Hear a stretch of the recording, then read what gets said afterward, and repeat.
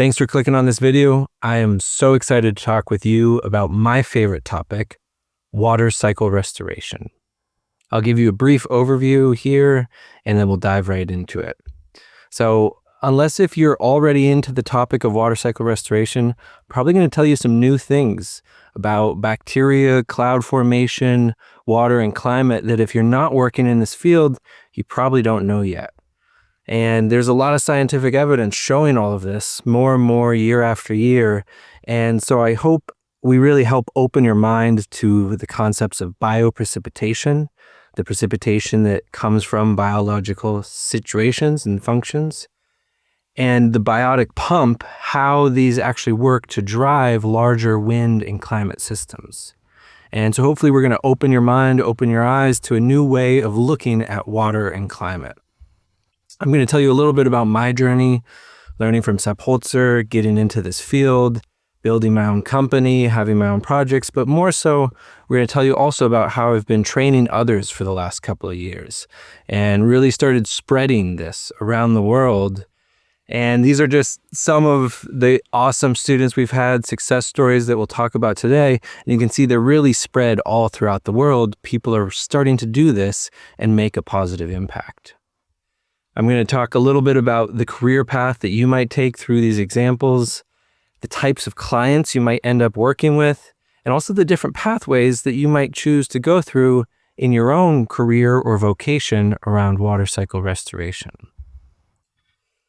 And so first, some pretense, some really interesting stuff around water and climate, and we have to look at some basic assumptions and impacts. In our climate models, we assume that humans haven't had a big impact on the water cycle. I'm going to show you how that's really not the case. And so what we're really looking at is science with sense. How can we learn from natural systems, take in this traditional ecological knowledge, this more intuitive way of looking at the world, and then use our scientific deduction to come to a proper holistic way of relating to the natural systems around us. And there's this incredible thing, implosion energy, that happens when water condenses from a vapor to a liquid. It goes from 1,200 liters to 1 liter. So you can imagine this volume has a huge implosion that happens where that volume change actually ends up sucking in more moisture and air to replace it. And this is called the biotic pump. This is how this system works that drives a lot of the moisture conveyance. Forests actually produce a lot of moisture, but what happens as that moisture condenses, it creates this implosion energy that draws in more moisture into that area over time.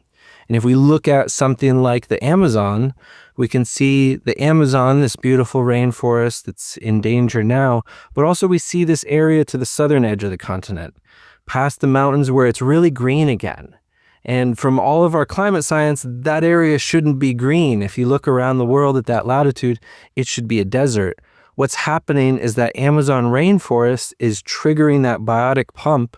It's pumping so much water in off of the Atlantic into the mountains, then it travels south and it hydrates that region below. So as we lose the Amazon rainforest, we risk losing that ecosystem, but also the other ecosystems that depend on the biotic pump that rainforest is creating. And here's some recommended reading if you're into that kind of thing, really laying out this impact of how the biotic pump manages moisture and the hydrological cycle on land. And not just that, but we actually have this phenomenon of bioprecipitation, where plants, ecosystems are producing hygroscopic microorganisms and volatile organics that actually form the condensation nuclei for water vapor to form into droplets. And so the ecosystem produces these small little fragments, these nuclei, that then end up seeding water vapor to turn into liquid water, forming clouds and then rain. And what's really interesting about these biological components, so there's a couple of different cloud condensation nuclei. There's salts and minerals, there's ice crystals, and then there's bacteria. And what's really interesting is that ice doesn't actually just freeze at 0 degrees Celsius or 32 degrees Fahrenheit. We think that, but it depends on pressure, depends on surfaces, depends on all these different factors. And so what we see here in this graph is that the bacteria produced by the ecosystem function at much warmer temperatures than the minerals, inorganic compounds, the soot, the dust, the volcanic ash. All of those work, but at much colder temperatures. And so that means the biology, the bacteria, actually incite freezing, creating cloud condensation, this biotic pump effect, and subsequent rainfall at much warmer temperatures, more often on that landscape, for example. And so again, some recommended reading on bioprecipitation, on trees, forests, and how they help cool the world. And so I really want you to understand this biotic pump, bioprecipitation, and how forests actually call the rain through the continents. And so the biotic pump, this 1,200 liters of water vapor becoming 1 liter of liquid water as it condenses, is creating an implosion, a vacuum, drawing in more moisture from the oceans. Then we have the biological components of precipitation, these cloud condensation nuclei that are forming, in the case of the Amazon, 50 to 80% of the rain that's created is by these microorganisms. So we have this very important biological role of precipitation. So in this way, we really can understand that forests and healthy landscapes really call in the rain. And this is something that's been known traditionally by indigenous cultures for a very long time. Different places all around the world have this belief that the forests call in the rain. And so it's no surprise now, in the past they thought, oh, these people get confused. But now we understand, no, actually the forests do call in the rain by the water they transpire, by the moisture they condense, and by the condensation nuclei that they produce. And when we look at water and how it regulates the heat dynamics of the earth, we start to see some really interesting things. Of the heat dynamics on Earth, more than 2/3 are regulated by water, whereas less than 1/3 is regulated by carbon. Why isn't this more talked about? Now, why is this? When we hear everything about carbon, how can water actually be more important in terms of regulating the heat dynamics of the earth? Well, it's because it has, for one, 5 times the specific heat, meaning that it absorbs 5 times as much energy per gram when it heats up. And not only that, but it's actually way more common in the atmosphere, from 2,000 to 50,000 parts per million water versus 420 parts per million CO2. And there's that, but there's also these phase changes that happens with water where things get really complicated. Now, I'm going to talk about calories per gram and some complicated metrics, but if you imagine taking 1 gram of water from near freezing to near boiling, that's roughly 100 calories per gram. To take 1 gram of water from liquid water to water vapor takes 590 calories per gram. So you can imagine how much energy it takes to get water from near freezing to near boiling. It takes almost 6 times that just in that phase change. And this phase change is happening regularly between liquid and vapor and liquid and solid as well. And so there's a huge amount of energy being absorbed and released in these processes. And so when we start to work with water, we start to have really amazing results where we have this speed of impact that happens after the first rainy season and the rate of return on that investment that's many times more interesting. Now, let's dive a little bit deeper into this narrative around water and climate. If we look at 1 liter of liquid water, as that is transpired by vegetation through the process of photosynthesis, every liter of water transpired absorbs 2/3 of a kilowatt hour of heat energy, latent heat energy from the surface of the earth. How much is 2/3 of a kilowatt hour? That's about the same as your average car battery. So for every liter of water, when a plant is transpiring that, it's absorbing a car battery's worth of heat energy. Now, if we look a little bit bigger, we look at a cubic meter of water. In that same process, it's absorbing 680 cubic cubic watt hours of energy. Now, if we look at how much water we're losing from this process that happens as part of the small water cycle, we see that the yearly water cycle loss from damaged ecosystems is 370 cubic kilometers. So it's a huge amount of water that every year is being lost from the landscape and therefore is not moving through this small water cycling happening by plants and vegetation. And so that 370 cubic kilometers equates to 250,000 terawatt hours per year. How much is 250,000 terawatt hours per year? Well, globally, humanity's yearly energy production is 28,000 terawatt hours. Let that sink in for a moment. Each year, the water we're losing carries the cooling potential 10 times greater of all of the energy produced globally. Now, we're seeing around the world, you guys might have been reading about this, that cloud cover is reduced. We actually have less cloud cover now than we used to. And this is exacerbating global warming, leading to these really extreme hot temperatures that we've been experiencing. Now, if we consider what we just learned about bioprecipitation and the biotic pump, through the drainage of these ecosystems that's been experienced, we would expect cloud cover to be reduced. So this is a really natural consequence of the disturbance of the water cycle.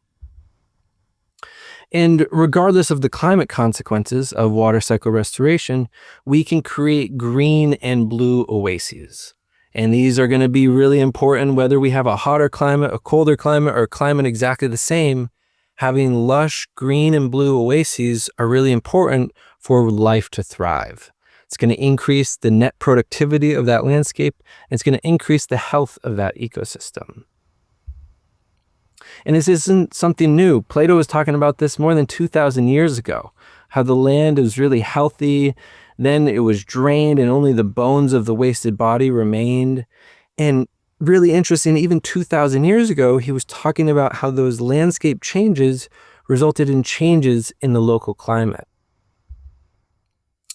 And fortunately, this is something that we can do a lot about. I've been part of changes. I've done these changes myself. This is one in Montana with Sepp Holzer, my first time meeting him. After 11 days work and then a year's time, we turned this degraded wetland into this ecological oasis. And he's done this all around the world. In Tamara, here's another project, running out of water, water abundance, just by storing the waters from the rains available freely and seasonally. And this is an example from India with Dr. Rajendra Singh, where this community went from 9 hectares of agriculture to 650 just through this water retention. And so through this water cycle restoration, we can reverse drought, flood, and fire through partnering with nature. And it gives us the ability to restore ecosystems by recharging those landscapes. We can revive springs and rivers. We can turn deserts back into paradise. We can mitigate climate extremes and restore precipitation patterns. And so what we're trying to do is balance out our budget sheet on water. If we're creating hard landscapes, roofs, runoffs, roads, we need to find ways to store that water to help offset the runoff we've created. And they can be really beautiful, abundant, healthy places, full of fish, full of wildlife, full of frogs, and wonderful to participate in.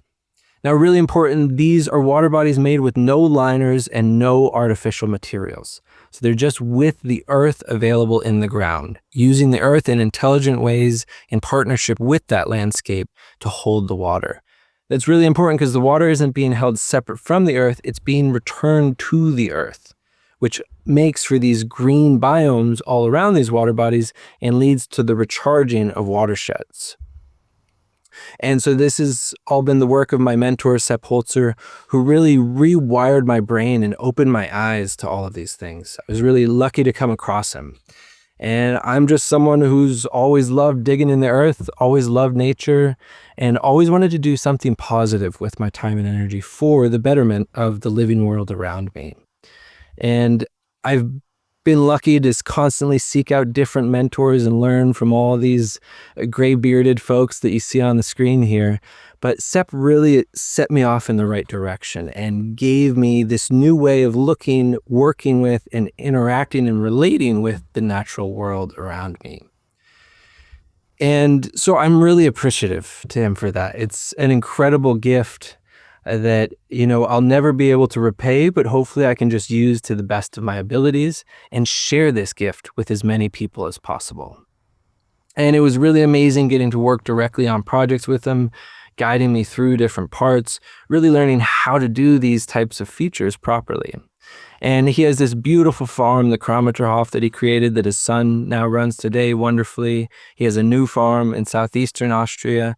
And they really have shown how you can work in partnership with nature in a way that creates this beautiful, economically productive, ecologically productive landscape that is just a joy to live in.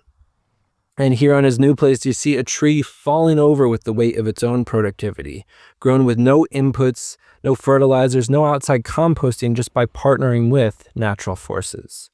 And he really showed me this different way of looking at the landscape, seeing how a landscape like this has been manipulated and drained over time, and how to rehydrate that landscape to restore its productivity. And also a global vision for how to create a better world. There's enough water everywhere. It's not about how much water we receive, it's about how many times we use it before it leaves.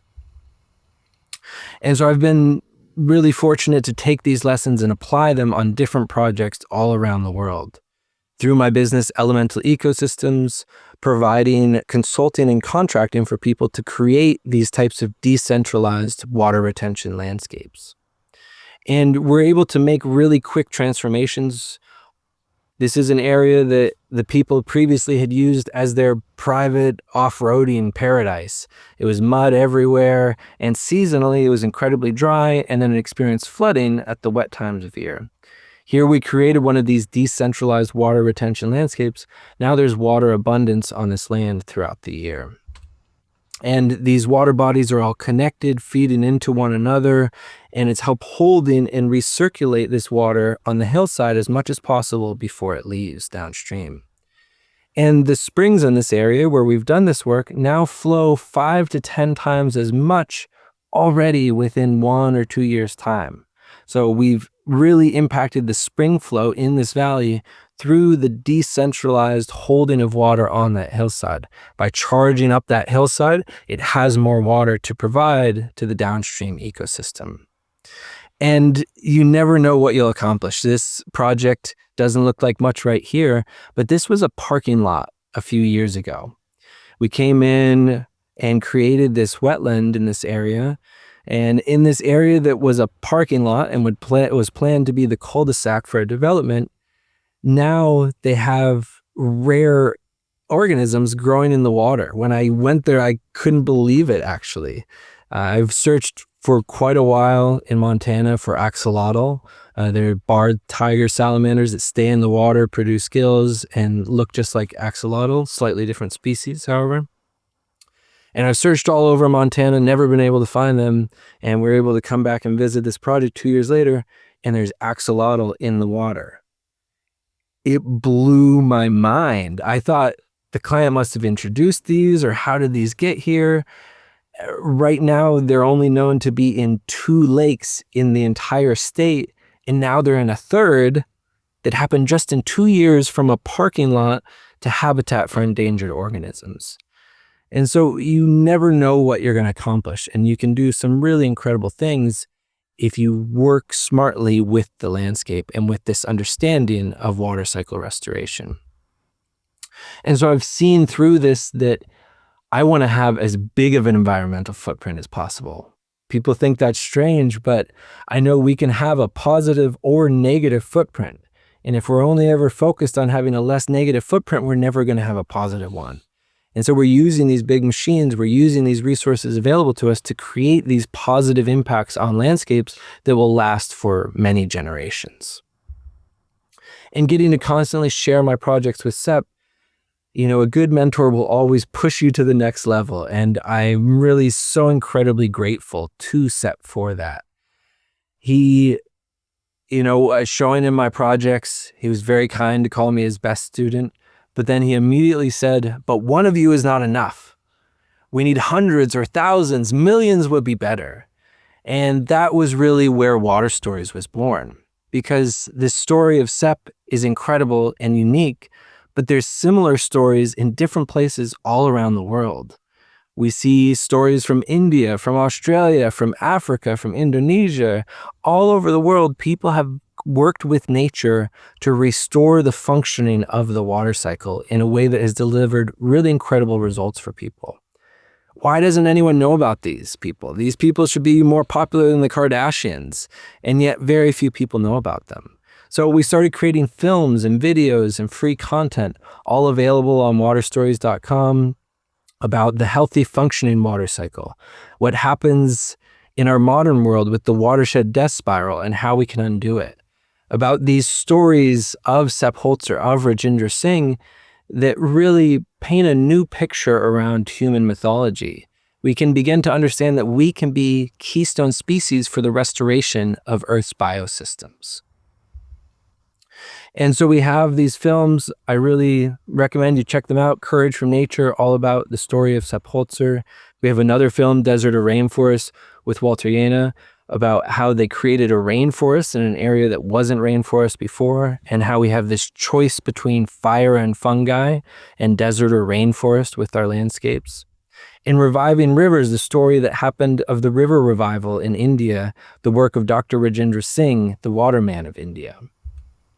And though it's only been in place for a few years, what we've accomplished is really amazing already. We have more than 6,000 members in our community from more than 200 countries all around the world. People are starting to adopt this method of water cycle restoration. And so through our courses, through our content, we teach people how to heal landscapes with water, to how to create these types of transformations on land. And so we run once a year, and then in a self-paced version, our Water Stories core course. For me, this is everything I needed to get where I am today.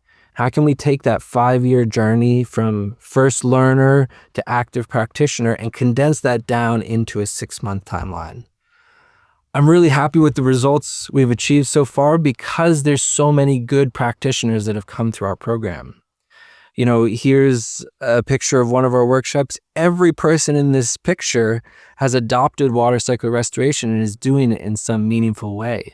Nick Steiner doing work all over Europe after taking our program as a founding member. James got his first projects right after this workshop. Jillian has figured out the true direction of her calling and is moving in that direction. Pietro got his first jobs right after this workshop. Kinga doing this work on her own landscape terracing to hold the water. And Marius creating a game to teach kids and college students all about these principles. And I could go through that for every one of our students. Every one of these people are doing incredible things. This from one of our intensives. This from our workshop in Italy. Our students are really working for incredible people on incredible projects and taking on this work so much quicker than I ever could. That's the part that just blows me away. What took me years to learn and start applying, they're now doing in a couple of months or a couple of years. And so it's really powerful when people can gain that hands-on experience. They can get over all the fears and barriers that they have around doing this work and really experience it and start to get comfortable with it. And so they can be in there while tapping a spring to see how the veins in the earth are unfolding. They can be working with the equipment as projects are unfolding, see what goes where, how we stage materials. These are the things that for me were really critical and we really show throughout the duration of our course. People can help mold the clay from the way you get it out of the earth to how you actually use it in the tapping of a spring while a pond and the Keyway Dam is unfolding behind them. And so we can create these really awesome special experiences where people are even getting to use some of the equipment as we're working, practice on an excavator, practice on a compactor, so they feel fully prepared to do this work in the world. And there's this really awesome feedback loop of success that starts to happen because when you work with water, you see the results so quickly. you get these small wins right up front, and that starts this flywheel, and it starts to just get easier and easier over time. So this is just some of the stories we're going to talk about. I didn't want to make it too exhaustive. We have so many success stories from people who have done our program, but this just gives you an idea of how widespread they are around the world. I couldn't even fit all of the people we're going to talk about on here because the map's too small. And so you can see this is a movement growing and building around the world where people are really starting to be able to make a profession out of this, to offer it in their own community, in their own country, in their own landscapes. And so Ayun and Lucia, this was a really awesome story, a couple that were part of our founding members of the course, Tepual Ecosystems in Chile. And they have a really tough scenario where they have this soil without any clay in it. They weren't sure what they were able to do. And I wasn't sure, even hearing about their situation. But that's the thing that's so powerful about this. This is not a recipe. It's a way to look at the landscape. And so they're able to look at this landscape, the resources that they have, and come to a way to work with it. They created these decentralized water bodies to be able to harvest and infiltrate the water that they have. And they've actually found that they've been collecting clay from the street as well over time. So they're using these processes of nature to their advantage. They started creating more of these, and now they have this landscape that's hydrating with water. The level of the water in the well has already come up a few meters from this work, and downstream, there's a spring that is formed as well. And so in just a few years, they've already rehydrated their landscape and created these really beneficial impacts, even a situation that I myself was doubtful how amazing the results would be able to be in a situation with no clay. But they showed that when you take these lessons and apply them to your landscape, you can always find a good way to interact with water and land in that situation. Nick Steiner, Permanick, one of our real shining stars, where, I think this is a great story because he was really skeptical about the price before he started. He was saying, that's so much. Do I do it? Do I do it? And he went for it. And now it's paid for itself many times over. He was able to go from part-time with this work to full-time. And now he has so much work coming in. He's working for all sorts of different clients. And this is because he took the lessons and put in the work. This is a program where if you put in the work, you will get the results. So he was spending time in the rain. He was creating these kinds of features. He was digging in the earth, doing his test slices, doing his due diligence, learning how to use a laser level, how to work with excavator operators, how to operate himself, and creating these small water bodies along the way. And now he's working for high-end luxury hotels, for partners of all different kinds, for farmers all around Europe. And in just a few years, he's now busier than he even can be doing this type of work full time. And so from skeptical at the beginning to now having a career doing this work for a very long time. And he's doing a great job of helping people understand how quickly you can take on this work and apply it. How there's so much work out there. And if you put in the energy and have a bit of discipline and dedication, you can really create a meaningful career for yourself doing water cycle restoration.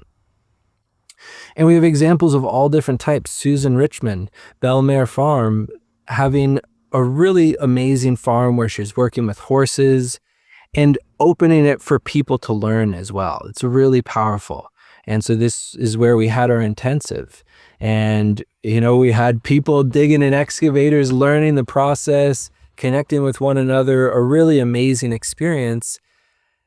Finding a spring in the process and actually tapping it during the workshop with the students, creating a whole extra water body that the students helped create from start to finish, and then as part of the bigger project that we had going on as well.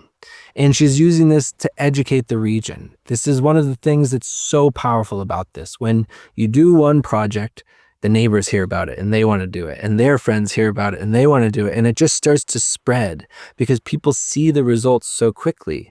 And so Susan's really becoming a beacon of light for this region, as are the other people working in this area, showing people what can be done through water retention.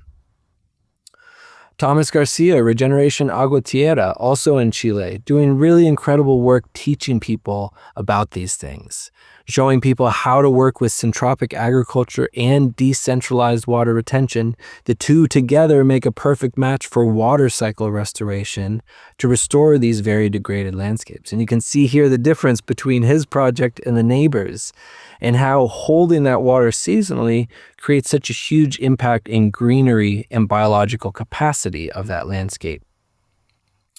Claire Vanderplank in Australia, we have people all over the place. And for Claire, she had a river ask her when she was sitting next to it, "Why don't you drink from me?" This is a really important question that led her at the beginning of this path.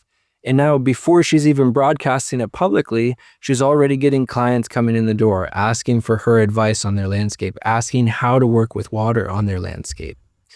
Paul Ladera, Blue Ruby Farm in California, taking on projects in a state where it's so desperately needed for this rehydration work.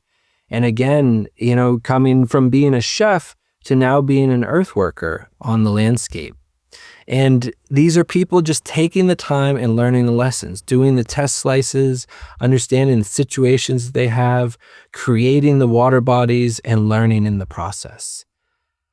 Jose Ignacio Nuno, Siembre Agua, planting water. Jose is doing really awesome work. He's an artist. He's doing really beautiful, creative projects on the landscape in Mexico, but he's also creating educational content for people for free, which we love to see. He's taken our water cycle graphics and created these beautiful Spanish versions for people to understand what the full healthy water cycle looks like, what the degraded water cycle looks like, and how we can repair our water cycle. Julia Eden, Squatchberry, doing work for clients in the Pacific Northwest, integrating it into edibles and natives for the region, but then also being an advocate for this work as part of Plug Oregon, where they're actually trying to change the legislation in Oregon to make this work more possible. And so there's all these different paths. You can become a professional, you can become an advocate, you become a land steward. This water cycle restoration really can help in so many different ways. Maria Loper, Forest Aged, here she's integrating it into her soil consulting business because the two really go hand in hand. Soil biology doesn't happen without water, and water positively benefits tremendously from the soil biology, and so it really makes a lot of sense to marry the two. Jillian Branson, who's worked professionally in the sector for a long time, doing work that was good, but not exactly her calling, has used the course to really define and codify and begin taking all of her experiences and putting them together into something that she really feels is a vocation. Tanvi, who I really love the story, was struggling from low confidence and needed something important to work on. And she found the core course, and through this process, through everyone in the sessions helping push her along, she got the confidence to start doing projects, getting in a skid steer and an excavator, working with an earth moving company, talking to people in the region. And it's really incredible how this 6 months with a guided journey and interaction with peers interested in the same kind of thing all around the world really build up and uplift each one of our students in a really beautiful way. Becky Thatcher, doing this work as an advocate in the Desert Southwest region, an area where we need this work so badly. And even as someone who's not maybe going to start doing the earthworks herself, she's able to put together events to get people excited about this, to talk to her neighbors, to do her own projects, to lead by example. And so this is something that's accessible to everyone, the very young, the very old, and everyone in between. June, one of my favorite stories, because June was our first student to take the course without really much English from Japan, and he was able to take the whole course, even participate in the live sessions, all with translation software, entering his questions into the chat, getting answers live during the sessions, and he's doing an amazing job of helping spread this to the region, of teaching kids in the area how these types of things can change their future. And then he's doing projects, he's taking it on and working and actually finding that some of those kids are coming to help with the projects.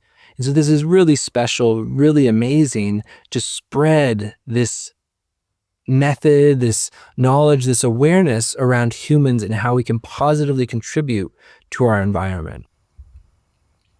Gonzalo Prieto in South Africa, Wild Banana Design, who came on a project and helped us, and through the course was really pushed to make a career around this water work. South Africa, a place where it's so needed, and then coming and getting the experience in hands-on projects, you really start to feel the comfort and familiarity to be able to do it for yourself. Getting to swim in the water bodies you create, getting to see the results and work with the people. For me, this was so critical to be able to watch over Sep's shoulder. And so we want to create this opportunity for as many people as possible. Brian Kirkliet, Inspiration Farm, again from an artist and a glassblower to now an earth mover and an earth worker in the Pacific Northwest. Taking the time to create these models and using his farm as a demonstration and education site for the local community. And so it's really incredible how many people all around.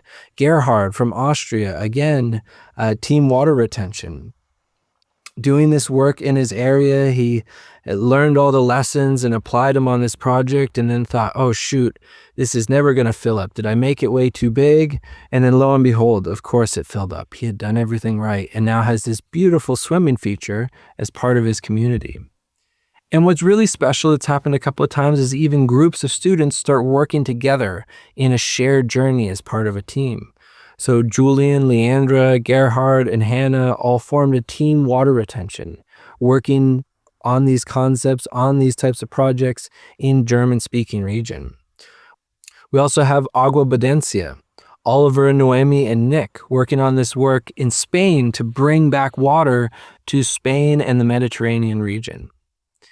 And this is one of our more recent students, Nicolas, who I really love how he mentioned that he's been working on this for a long time, but when he started the course, things really started to just go crazy and it all fell into place. And he got very busy starting to do these kinds of projects. And this is one of my favorite things about the course. It requires you to do what you need to in order to create a career or a vocation in this type of work. And so if you do the steps, what happens is many times people don't complete the course right away because they get so busy doing water cycle restoration projects that they don't have time to finish the course. They come back to it later for their certification. And that I think is really powerful and really special. It's not the certification that gets you doing these projects. It's all of the work that you're asked to do as part of the core course, so that you become a knowledge point in your community, so they become a point of outreach for water cycle restoration, and then people naturally are going to want you to help them with their projects. And so this is really a career path. It's not just some floofy thing we can do to make the world a better place. This is a way you can earn your income. This is the way I earn all of my income, working for people on projects, creating these types of changes. And the types of clients you might have are never ending. That's the amazing thing about water cycle restoration. Everyone needs it all around the world for the most part. Whether you're in the cloud forest of Ecuador or the desert, we have this disturbed water cycle and the consequences of that we need to learn how to work with. And this is the best way, the most proven way how.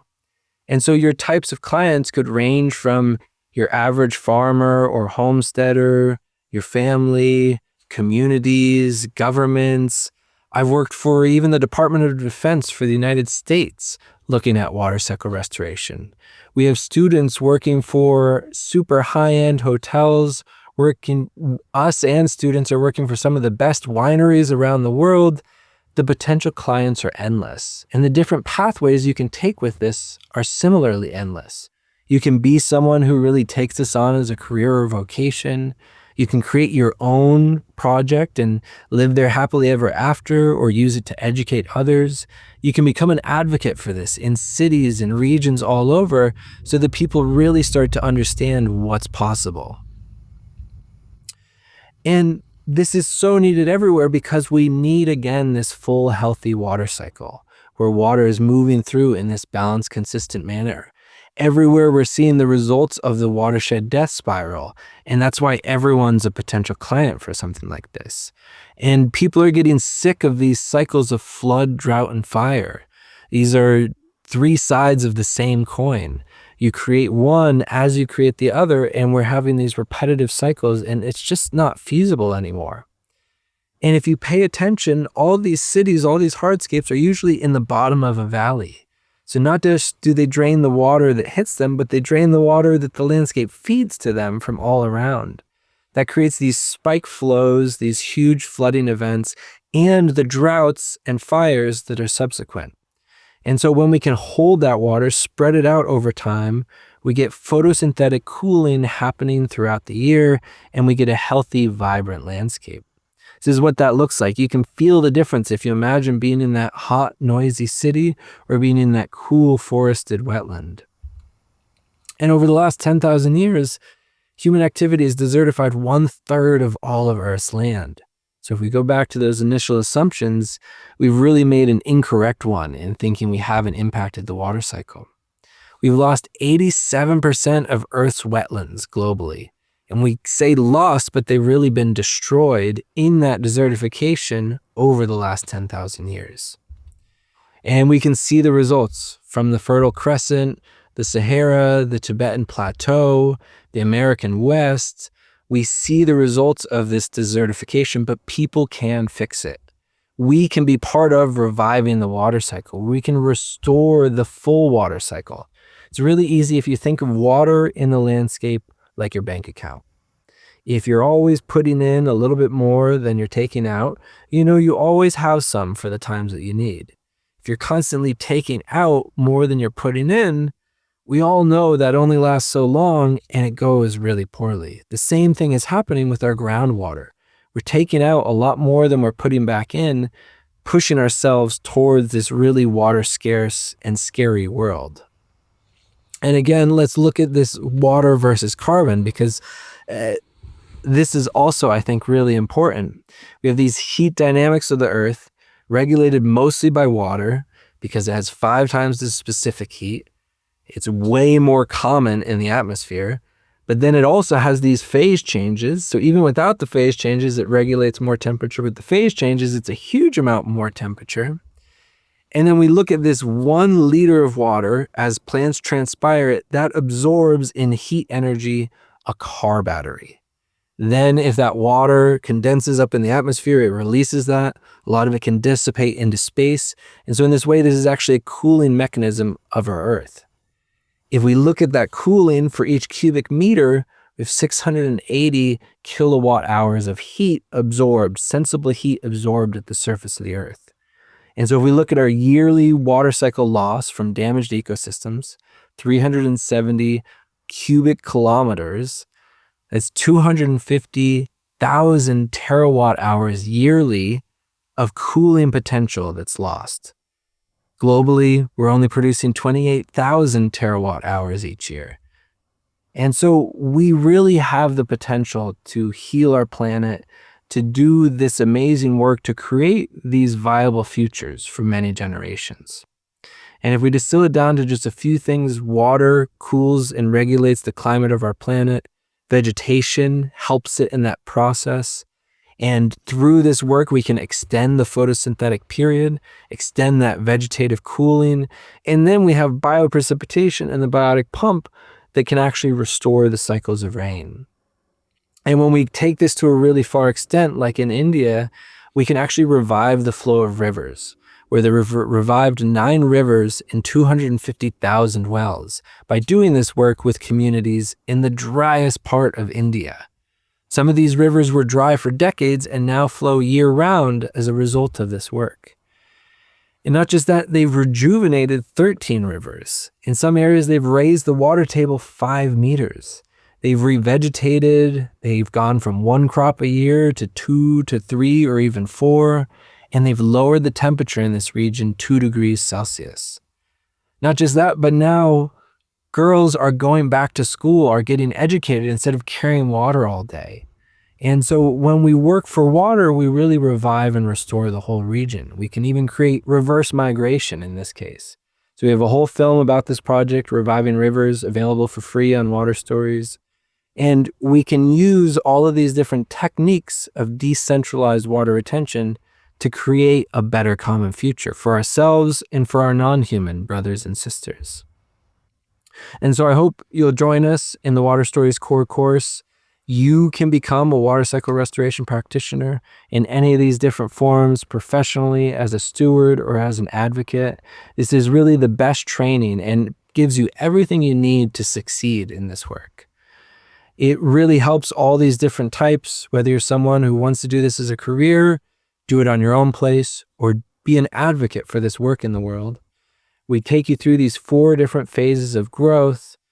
We have all of these different videos of projects, of real world examples, so that by the end of the program, you're fully prepared to do this work in the world. We have a self-paced version online available anytime. We also have a live version that people really love. With this live version, you're with a community of peers just like you from all around the world, really helping uplift one another. And so this just happens once per year. In March, enrollment closes, and then we begin the program for the subsequent 6 months. We also have in-person workshops. We have these intensives and hands-on workshops, volunteer opportunities for people who have gone through our core course. And we also have some workshops available for the public, for people who haven't yet.